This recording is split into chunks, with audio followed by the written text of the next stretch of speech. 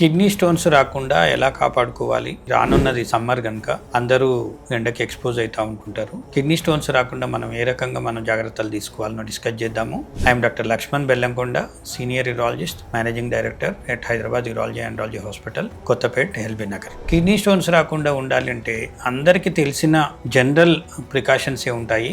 The problem is follow చేయరు. అందులో most common precaution ఏంటిది అంటే డీహైడ్రేషన్కు గురి కాకూడదు. డీహైడ్రేషన్కు గురి కాకూడదు అంటే ఎండలో ఎక్కువ తిరగటం కానీ, వేడికి ఎక్కువ ఎక్స్పోజ్ కావటం కానీ చేయకూడదు. అండ్ గుడ్ హైడ్రేషన్ అంటే గంట 2 గంటలకి ఎంతో కొంత వాటర్ తీసుకుంటూ డీహైడ్రేషన్ రాకుండా చూసుకోగలిగితే అది ఒక ప్రివెంటివ్ మెజర్ అవుతూ ఉంటుంది. అలాగే జంక్ ఫుడ్, నాన్ వెజిటేరియన్ కానీ, స్పైసీ ఫుడ్ కానీ, any type of junk foods especially ఈ సమ్మర్లో అవాయిడ్ చేయగలిగితే, ఎందుకంటే stone formation tendency is more in summer.